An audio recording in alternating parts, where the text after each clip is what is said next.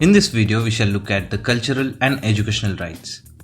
It covers two rights: protection of interests of minorities and right of minorities to establish and administer educational institutions. First, let's see Article 29, protection of interests of minorities. Article 29 has two clauses, one related to culture and other related to education. This is what Article 29 says. Now, this term minorities can be misleading, as the original text of the Article 29 does not mention the term minorities. The term or phrase used in the Constitution is any section of citizens. Now, India is a diverse country. There are many sections of citizens who have a distinct language, script, or culture. Article 29 Clause 1 provides them with the right to conserve their distinct culture, language, or script. For example, a Tamil man living in the Hindi-speaking Delhi has the right to preserve his language and culture. The second clause of Article 29 protects the educational rights of an individual irrespective of the community to which he or she belongs. Article 29 grants protection to both religious minorities as well as linguistic minorities. However, the Supreme Court held that the scope of this article is not necessarily restricted to minorities only, as it is commonly assumed to be. This is because of the use of the words section of citizens in the article that includes minorities as well as majority.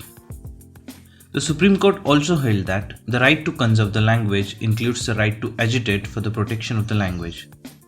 Hence, the political speeches or promises made for the conservation of the language of a section of citizens does not amount to corrupt practices under the Representation of People Act 1951. Now let's see Article 30. Article 30 grants the right to minorities to establish and administer educational institutions of their choice.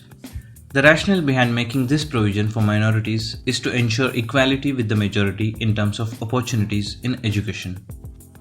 The right under Article 30 also includes the right of a minority to impart education to its children in its own language. The protection under Article 30 is confined only to minorities, whether religious or linguistic, and does not extend to any section of citizens as under Article 29. However, the term minority has not been defined anywhere in the Constitution. So we need to understand this using the interpretations given by the courts and laws passed by the Parliament. Let's see who all come under religious minority. In 1992, Parliament passed the National Commission for Minorities Act. This act recognized Muslims, Sikhs, Christians, Buddhists, Jains and Parsis as minorities. In T.M. Pai Foundation vs. State of Karnataka in 2007, the Supreme Court ruled that the question of who is a minority will be decided state-wise.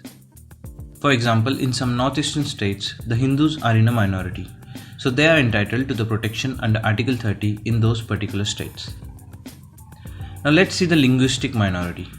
According to the 38th report by the National Commission for Minorities, every state has a language that is spoken by the majority of its residents. So all others in that state who do not speak that language will be considered as linguistic minority.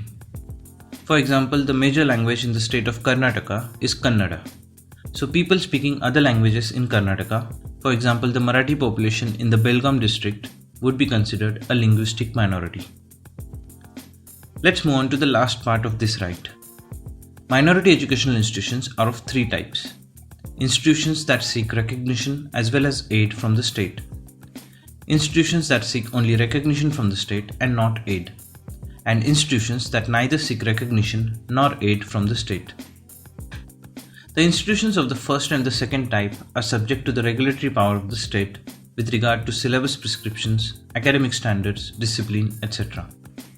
The institutions of the third type are free to administer their affairs, but they are subjected to the general laws like contract labor, labor laws, industrial law, etc. Now in the next video we shall look at Article 32, Right to Constitutional Remedies. Stay tuned.